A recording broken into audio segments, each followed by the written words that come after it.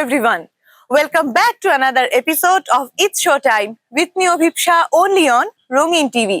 যেখানে থাকছে entertainment world's এর বিভিন্ন খুঁটিনাটি আপডেটস, তারকাদের অনেক অজানা গল্প আর দারুণ মজার মজার গসিপ।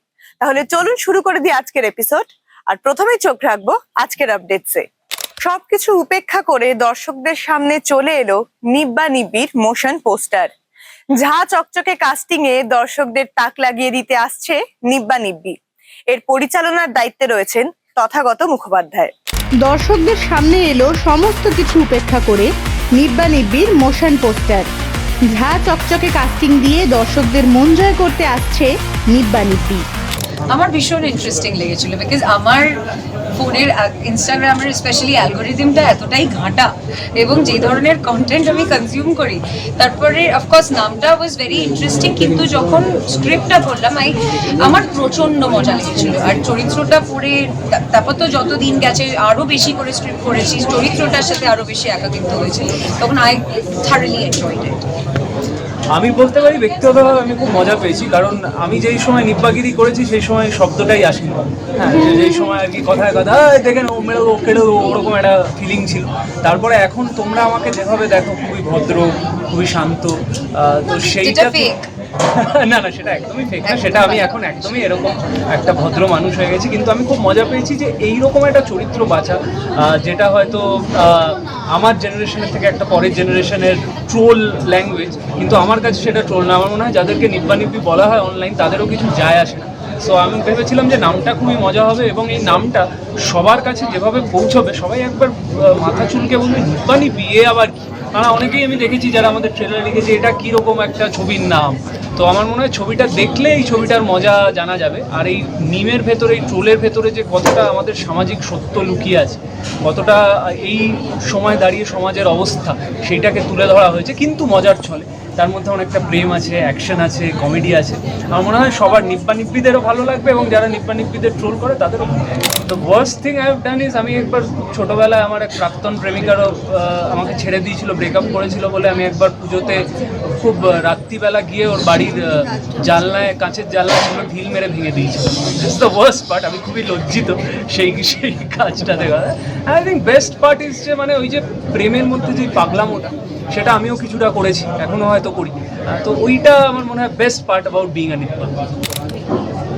মনে হয় যে when I was dating one friend, তখন আমি সারাটা রাত ঝামেলা হয়েছে। হ্যাঁ, পরের দিন আমাদের দার্জিলিং যাওয়ার কথা এবং আমি বলে দিয়েছি যে এটা হবে না, তোর মুখ দেখতে চাই না কোনোদিন, আর হবেই না। আমি ব্লক টক করে দিয়েছি, সব পুরো ব্লকড। হ্যাঁ, তারপরেও আমি এয়ারপোর্টে ফার্স্ট পৌঁছেছি, তারপর and we both didn't know oh correct nibba ছিল, আমিও জানি না ও আসছে কিনা, আর আমি ওকে বলিও নি because we were block. But then ওই ঝামেলা করতে করতেই তাও দার্জিলিংয়ে গেছি, গিয়ে তারপর ছবিও তুলেছি, ফিরেও এসেছি, কিন্তু পুরোটা টাইম ঝগড়াও করেছি। It was very toxic. Nobody wants to know, only you want to know. Old school, আমি ভীষণ বই চাই, আমি ভীষণ ওল্ড স্কুল।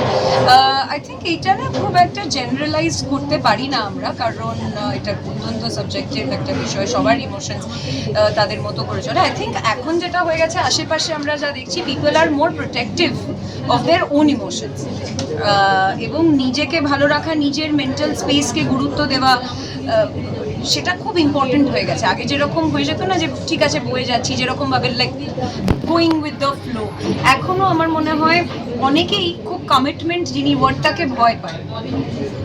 মনে হয় যে এই তো ঠিক আছে, আমি আমার সবটা দিয়ে দিলাম ধরো একটা মানুষকে বিশ্বাস করে, of course which comes with love, it is a part of love, but সে নিজেকেও তো প্রোটেক্ট করতে হবে। এই জেনারেশনের যেটা সব থেকে ভালো হচ্ছে যে প্যাশন সবসময়, সব জেনারেশনেই প্রেমের ক্ষেত্রে প্যাশন ছিল। সেটা রবীন্দ্রনাথের সময় ছিল, সেটা আমার বাবা মায়ের সময় ছিল, এখনও আছে। বাট আমার যেটা মনে হয় এখনকার জেনারেশনের সব থেকে ভালো ব্যাপার হচ্ছে তারা বহিঃপ্রকাশ করতে পারে, তারা এই প্যাশনটা শো করতে পারে। কেউ সোশ্যাল মিডিয়ায় করে, কেউ হয়তো সামনাসামনি করে, বাট সেটা খুব ভালো ব্যাপার। আমাদের সময় চেপে রাখতে হতো, না হলে বাড়িতে মার খাওয়ার ভয় থাকতো, লুকিয়ে লুকিয়ে। হ্যাঁ, চিঠি খুব বেশি লিখিনি, কিন্তু এসটিডি বুথ থেকে প্রচুর ফোন করতাম আর কি। আর অর্ধেক সময় অন্য কেউ ধরতো আর মিথ্যা অ্যাক্টিং করতে হতো, আমি অন্য কেউ। সেই থেকেই বোধহয় অ্যাক্টিংয়ের ওই প্র্যাকটিসটা শুরু হয়ে গেছে। বাট এই জেনারেশন আমার মনে হয় সবথেকে ভালো ব্যাপার, তারা ওপেনলি সব কিছু করতে পারে এবং they are very open and very clear about everything. 7 পাতার চিঠি পেয়েছিলাম, 7 পাতার ফ্রন্ট অ্যান্ড ব্যাক। আমি প্রচণ্ড বোর হয়ে গেছিলাম এবং আমি ফোন করে বলেছিলাম তুই একটু আমাকে শর্টে বলবি, আমি না এতটা পড়তে পারছি না, প্লিজ একটু শর্টে বলে দিবি কি বলতে চেয়েছিস। নাম ভেবে না, আমি এরকম একটা আমার এক্সকে আমি লিখেছিলাম যে তোর কথা ভেবে আমি মানে পাশবালিশকে জড়িয়ে রোজ রাতে, পাশবালিশকে নিয়ে একটা কবিতা লিখেছিলাম আর কি, যে পাশবালিশ আমার সঙ্গী, এরকম আর কি, খুবই বোকা বোকা, খুবই নিব্বাইশ, খুবই নিব্বা আর কি। সেই জন্য আমি বললাম না যে চরিত্রটা করতে আমার খুব সুবিধা হয়েছে। যে কোনো চরিত্রই চ্যালেঞ্জিং, সেটা নিজের মতো করে। এই চরিত্রটাও came with its own challenges and its own ফানও হয়েছে, যেমন প্রচণ্ড কষ্ট হয়েছে ঠিকই, কিন্তু কষ্ট না করলে কেষ্ট মেলে না আর মজাও হয় না। অত্যন্ত গরমে শ্যুট করছিলাম, যেটা সুবিধে হয়েছিল যে আমরা না আগে থেকেই ওই একটা বানানো হয়েছিল, সেটা আমি বাড়িতে পড়ে প্র্যাকটিস করতাম। ইনফ্যাক্ট আমার ধরো রিহার্সালে সেটা পড়ে প্র্যাকটিস করা, যে হাঁটাটা কীরকম হবে বা বসলে ঠিক যাতে অভিনয় না মনে হয় ব্যাপারটা। আর বন্ধুদের আমি খুব মজাও করেছি, আমি বন্ধুদের বাড়িতে হঠাৎ করে গিয়ে এসে বলেছি যে দেখ এটা হয়ে গেছে। আমার বন্ধুরা বলছে কালকে রোগা ছিলি, আজকে হঠাৎ করে একটা পেট বোকা বোকা কথা বলিস না ছোড়ছিনি। তো ধরাও করেছি। শুটিংয়ের সময় যেটা হয়েছে, I am very thankful to my team, they were all very very cooperative, specially Reshmi, প্রচণ্ড সুইট, থ্যাংক ইউ। বাট হ্যাঁ, যেটা হয় অভিনয় না করাটা is the main thing, behave করাটা খুব ইম্পর্টেন্ট। সেটা না আগে থেকে শুরু করতে হয়, অভিনয়ের ফ্লোরে গিয়ে তো তারপরে জাস্ট ম্যাজিক হ্যাপেন্স, রাইট? যে কি বলো প্রস্তুতিটা আগে থেকে নিতে হয়। বলে ভীষণ ডেলিকেট, এই ডেলিকেট করে মেয়েদেরকে বহু জায়গায় জাস্ট মা সাজিয়ে পুজো করার অজুহাতে বহু জায়গায় বঞ্চিত করা হয়, সেই বঞ্চনার জায়গা থেকে আসে। এবং ধরো আমরা জানি যে 8 মাসের প্রেগনেন্সি নিয়ে একজন মহিলা অলিম্পিকে দৌড়েছেন, কার্গিল যুদ্ধে গেছেন, আর্চারি কম্পিটিশনে 9 মাসের প্রেগনেন্সি নিয়ে গেছেন, কিন্তু তারপরও প্রেগনেন্সি এবং বিভিন্ন কারণে, সামাজিক কারণে মেয়েদেরকে বরাবরই আলাদা করে রাখা হয়, যে ও মেয়ে তার উপরে প্রেগনেন্ট, ওরে বাপরে। এই আলাদা করে রাখাটা এটা বাসে সিট সংরক্ষণের মতো আর কি, যে এই যে আলাদা করে রাখাটাই আরও বেশি করে। আমি বরাবরই তোমাদেরকে বলেছি, তোমাকেও ইনফ্যাক্ট ইন্টারভিউতে বলেছি যে মেয়েরা মেয়েদের শত্রু হয়ে ওঠে কখন। তো আমার মনে হয় যে এই যে প্রত্যেক মুহূর্তে আলাদা করে রাখা, যে একটা মানুষের শরীরের উপর ডিপেন্ড করবে যে সে প্রেগনেন্সির অবস্থায় কী করতে পারবে অথবা পারবে না, রাইট? সে প্রেগনেন্ট অবস্থায় কী করতে চাই, সবার ক্ষেত্রে একই রকম জিনিস অ্যাপ্লিকেবল হবে না। কিন্তু এই যে আলোক যে কথাটা বলছিল, যে একটা কিছু ক্যাটাগরাইজ করে দেওয়া, যে ও প্রেগনেন্ট, তারপরে সবাই প্রেগনেন্ট হলে এই সিচুয়েশনের মধ্যে দিয়ে যায়। আচ্ছা ওর অমুক হয়েছে, তারপরে ও এটার মধ্যে দিয়ে যায়। আচ্ছা ও মেয়ে, তাহলে বাড়িতে রান্নার লোক না এলে ওকেই রান্না করতে হবে। আচ্ছা ও ছেলে, তাহলে তো ওর এটা বেলা অবধি ঘুমানোর অধিকার আছে। এই যে ডিসক্রিমিনেশনটা ছোটো ছোটো করে, এবং সেটাকে আমরা কখনো আদরে, কখনো স্নেহ, আমার ছেলে বেলা অবধি ঘুমোয়, কি আমার স্বামী ওটা করে, কি আমার বয়ফ্রেন্ড তো প্রচণ্ড মাথা গরম, একটু একটু চড়থাপড়া মেরেই দেয়। এই যে জেনারেলাইজ করে দেওয়া যে কোনো রকম মেল গেজকে, সেটার বিরুদ্ধে এই ছবিটা কথা বলে। এবং যে কারণে সৌরসেনের চরিত্রটাকে প্রেগনেন্ট করার এটাই কারণ যে প্রেগনেন্সি কোনো ট্যাবু নয়। প্রেগনেন্সি মেয়েরা, একটা মেয়ে জন্ম দিচ্ছে মানে তার সেটা এম্পাওয়ারমেন্ট, সেটা তাকে বন্দুক চালানো থেকে আটকাতে পারে না। আজ অধিকাংশ ক্ষেত্রে এরকম দৃশ্য রয়েছে ছবিতে যেখানে জগতে দৌড়ে যাচ্ছে, কিন্তু সৌরসেনী নিজের প্রেগনেন্সির জন্য দৌড়তে পারছে না, সেটার কষ্টের কারণ। So we should empathise. আমরা যেটা করি সেটা হচ্ছে ক্যাটাগরাইজ। এই ক্যাটাগরাইজ থেকে যাতে ক্যাটাগরাইজ করাটা নিয়ে কথা হয়, আমার ছবি কখনোই আঙুল দিয়ে কিছু বলে না, কিন্তু একটা সত্যি সামনে তুলে ধরেছে নিব্বা নিব্বিও। সেই সত্যিটা হচ্ছে একটাই, এই যে সেক্সিস্ট সোসাইটিতে আমরা বাস করি, যেখানে কে কীরকম ব্লাউজ পরবে তাই নিয়ে কথা হয় সোশ্যাল মিডিয়ায়, কে শাড়ির আঁচল কোথায় রাখবে তাই নিয়ে কথা হয় সোশ্যাল মিডিয়ায়। তো সেইটা নিয়ে যাতে কথা বলা বন্ধ হয়, এবং কে শাড়ির আঁচল কোথায় রাখবে, কে কীরকম ব্লাউজ পরবে, সেটা সেই ঠিক করবে, কোনো বাইরের লোক নয়। দেখো, শিক্ষা শুধুমাত্র তো পুঁথিগত শিক্ষা নয়, সেই পুঁথিগত শিক্ষাটাকে কে জীবনে কাজে লাগাতে পারছে, দ্যাট ইজ মোর ইম্পর্টেন্ট। এক্ষেত্রে আমি বলবো, যাদেরকে শিক্ষিত বলে অ্যাপারেন্টলি মনে হয় তারা হয়তো 4টে নেম ড্রপ করতে পারেন, তারা 4টে বইয়ের নাম বলতে পারেন, তারা তাদের ঐতিহ্য নিয়ে, অতীত নিয়ে কথা বলতে পারেন, তাদের লেগাসি নিয়ে কথা বলতে পারেন, কাজ নিয়ে কথা বলতে পারেন, কিন্তু তার মানে এই নয় যে তিনি শিক্ষিত। শিক্ষা যে জীবনে অ্যাপ্লাই করেছে। আজ ধরো রবীন্দ্রনাথের গান, আমি খুব রবীন্দ্রনাথের সাথে আমার বড় হয়ে ওঠা, তোমরা দেখেছো রাশে আমি রবীন্দ্রনাথকে বেশ কিছু অংশে ট্রিবিউটও দিয়েছি, ওনার সংলাপ, ওনার কথা, ভাবনার ধরন, ওনার দর্শন। এই ছবিতে রবীন্দ্রনাথের গান আমি মারপিটের দৃশ্যে ব্যবহার করেছি, মমচিত্তের সাথে বন্দুকের আওয়াজ ব্যবহার করেছি, কারণ আমার মনে হচ্ছিল মমচিত্তের মধ্যে সেই ইম্প্যাক্টটা রয়েছে, যে ইম্প্যাক্টটা একজন গর্ভবতী নারী যখন বন্দুক নিয়ে লড়াই করছে, এটা মমচিত্তের নাচের মতো, আমার কাছে নাচ হিসেবে ধরা দিয়েছে। কিংবা মমচিত্তের, আমি একটা ছবি শেষে একটা মমচিত্তের অন্য ভার্সন আসে, যে ভার্সনটা অভিজ্ঞান লিখেছেন। এইভাবে রবীন্দ্রনাথ যেভাবে আমার জীবনে রবীন্দ্রনাথ যেভাবে প্রভাব ফেলেন আমি সেভাবে প্রেজেন্ট করছি রবীন্দ্রনাথ। আমার মনে হয় রবীন্দ্রনাথ বেঁচে থেকে যদি এটা দেখতে আমি খুশি হতাম, কিন্তু তারপরেও চারটে লোক থাকবে যারা রবীন্দ্রনাথের অবমাননা নিয়ে খুব চিন্তিত হয়ে পড়বে, কারণ এটাই হচ্ছে তারা কোনোদিন রবীন্দ্রনাথ পড়েন নিয়ে করে থাকলেও তাদের রবীন্দ্রনাথ কোনোদিন স্পর্শ করবে না। মুক্তির বেশ কয়েকদিন পর কৌশিক গঙ্গোপাধ্যায়ের আজও অর্ধাঙ্গিনী সিনেমার এক বিশেষ স্ক্রিনিং হয়ে গেল কলকাতার বুকে। কলকাতার এক বিশেষ সাংস্কৃতিক কেন্দ্রে এই সিনেমার এই স্পেশাল স্ক্রিনিং এর কাজই ছিল বিশেষ এবং নির্দিষ্ট কিছু দর্শকদের এই সিনেমাটি দেখানো। এই সিনেমাতে উপস্থিত ছিলেন নিজে পরিচালক কৌশিক গাঙ্গুলি এবং তাছাড়াও সিনেমার অন্যান্য কলা কুশলীরা। ছবিটি দেখানোর পাশাপাশি ছবির বিষয়বস্তু নিয়ে দর্শকদের সঙ্গে মতামত বিনিময়ও হয় এই স্ক্রিনিং এর মধ্যে দিয়েই। আজও অর্ধাঙ্গিনী দর্শকদের মধ্যে দারুণভাবে প্রভাব ফেলেছে এবং সকলেই কৌশিক গঙ্গোপাধ্যায়ের পরবর্তী ছবির জন্যই অপেক্ষা করে রয়েছে। মুক্তির পর থেকেই দর্শক মহলে আলোচনায় থাকা কৌশিক গঙ্গোপাধ্যায় পরিচালিত সাম্প্রতিক ছবি আজও অর্ধাঙ্গিনীকে ঘিরে কলকাতায় আয়োজন করা হলো এক বিশেষ স্ক্রিনিংয়ের। কলকাতার এক সাংস্কৃতিক কেন্দ্রে আয়োজিত এই বিশেষ প্রদর্শনীর মূল উদ্দেশ্যই ছিল নির্বাচিত ও বিশেষ দর্শকদের ছবিটি দেখার সুযোগ করে দেওয়া। স্ক্রিনিংয়ে উপস্থিত ছিলেন ছবির পরিচালক কৌশিক গঙ্গোপাধ্যায় এবং ছবির সঙ্গে যুক্ত অভিনয় শিল্পীরা। প্রেক্ষাগৃহে তাদের উপস্থিতি অনুষ্ঠানের আকর্ষণ আরও বাড়িয়ে দেয়। ছবি দেখার পাশাপাশি উপস্থিত দর্শকদের সঙ্গে ছবির বিষয়বস্তু, নির্মাণ এবং অভিনয় নিয়ে মত বিনিময়েরও সুযোগ তৈরি হয়। মানব সম্পর্ক, আবেগ, ভালোবাসা এবং জীবনের নানা জটিল সমীকরণকে কেন্দ্র করে নির্মিত আজও অর্ধাঙ্গিনী কৌশিক গঙ্গোপাধ্যায়ের সংবেদনশীল গল্প বলার ধরনকে আরও একবার সামনে নিয়ে এসেছে। ছবির চরিত্রগুলির মানসিক টানাপোড়েন এবং সম্পর্কের নানা স্তর দর্শকদের কাছে বিশেষভাবে আলোচনার বিষয় হয়ে উঠেছে। বিশেষ স্ক্রিনিং ঘিরে পরিচালক ও অভিনয় শিল্পীদের উপস্থিতি অনুষ্ঠানটিকে আরও প্রাণবন্ত করে তোলে। দর্শকদের প্রতিক্রিয়াতেও ছবিকে ঘিরে আগ্রহের ছাপ দেখা যায়। মুক্তির পর সাধারণ দর্শকদের পাশাপাশি বিশেষ দর্শকদের মধ্যেও আজও অর্ধাঙ্গিনী নিয়ে যে কৌতূহল তৈরি হয়েছে, এই বিশেষ প্রদর্শনী তারই আরেকটি প্রতিফলন। কৌশিক গঙ্গোপাধ্যায়ের পরিচালনায় ছবিটি বাংলা সিনেমার সমসাময়িক গল্প বলার ধারায় ইতিমধ্যেই নিজের জায়গা করে নিয়েছে।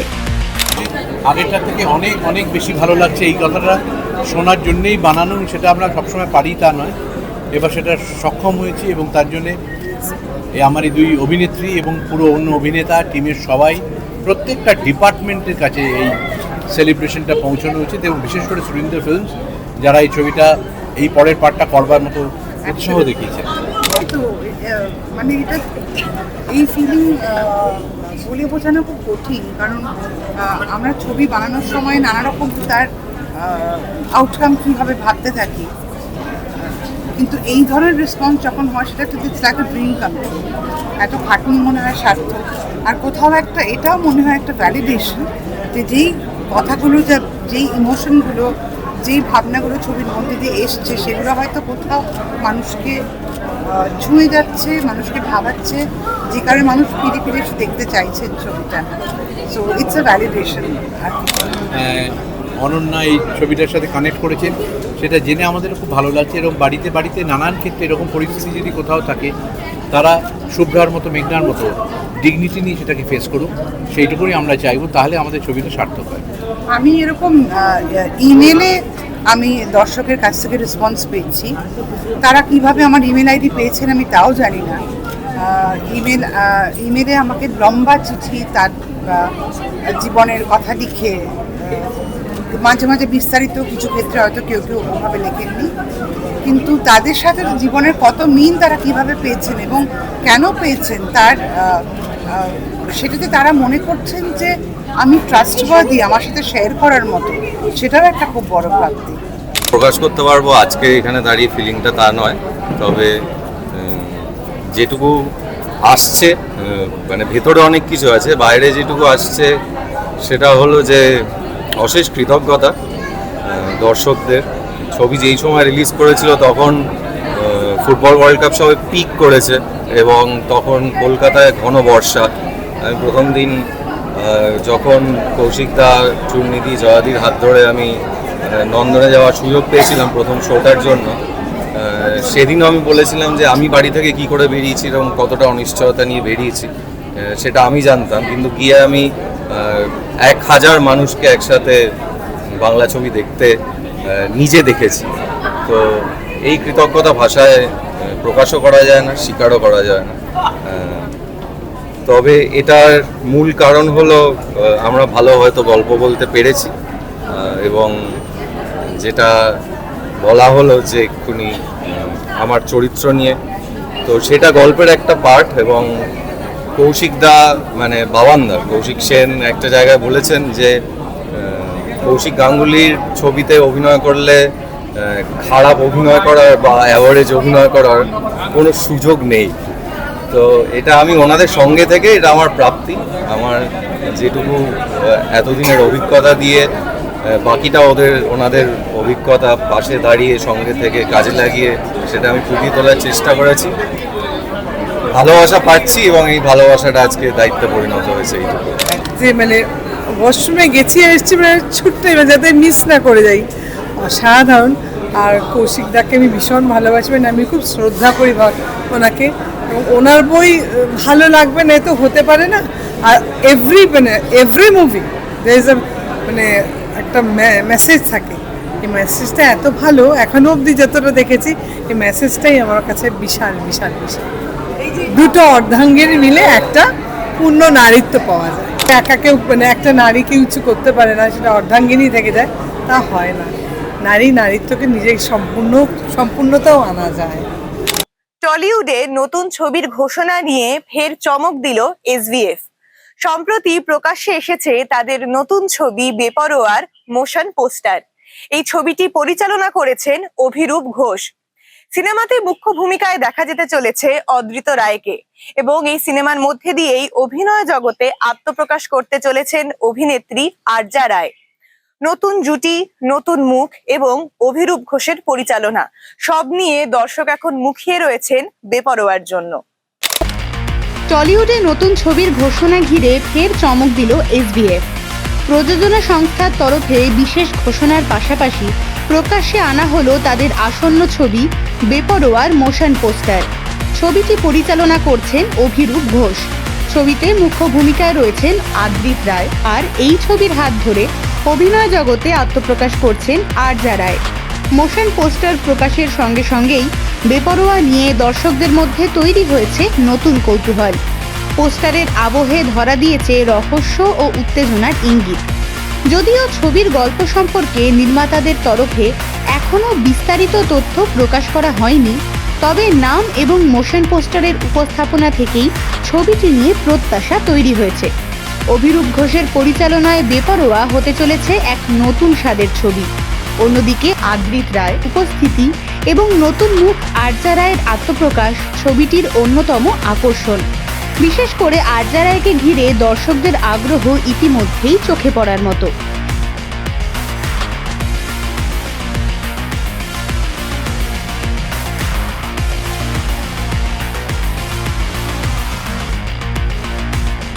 এসবিএফ এর এই বিশেষ ঘোষণা এবং মোশন পোস্টার প্রকাশের মাধ্যমে ছবিটির প্রচার পর্বের সূচনা হলো বলেই মনে করা হচ্ছে। ছবির গল্প, অন্যান্য কলাকুশলী এবং মুক্তির তারিখ নিয়ে পরবর্তী ঘোষণার অপেক্ষায় এখন দর্শকেরা। বড় কোনো অনুষ্ঠানে যাওয়ার জন্য একটা তাক লাগিয়ে দেওয়ার মতো লুক কিন্তু দরকার, আর সেটাই এবার করে দেখালেন কিয়ারা আদভানি। সম্প্রতি তার আসন্ন ছবি টক্সিকের ট্রেলার লঞ্চের অনুষ্ঠানে সাদা পোশাকে দেখা দিলেন তিনি, এবং শুধু তাই নয়, এই অনুষ্ঠানে উপস্থিত হওয়ার আগে নিজের সোশ্যাল নেটওয়ার্কিং সাইটে তিনি নিজের কিছু ছবিও পোস্ট করেন এবং তার সাথে লেখেন বিশেষ ক্যাপশনও, এবং তারপরেই তাকে দেখা যায় টক্সিকের ট্রেলার লঞ্চের অনুষ্ঠানে। এই সিনেমাটি মূলত কন্নড় এবং ইংরেজি ভাষায় শুট করা হয়েছে, এবং পরে এর পাশাপাশি হিন্দি, তামিল, তেলেগু এবং মালায়ালাম সহ আরো বেশ কিছু ভাষাতে ডাব করা হবে। কিয়ারা আদভানির সঙ্গে এই সিনেমাতে দেখা যেতে চলেছে নয়নতারা, রুক্মিণী বাসান এবং আরো প্রমুখ অভিনেতা অভিনেত্রীদের।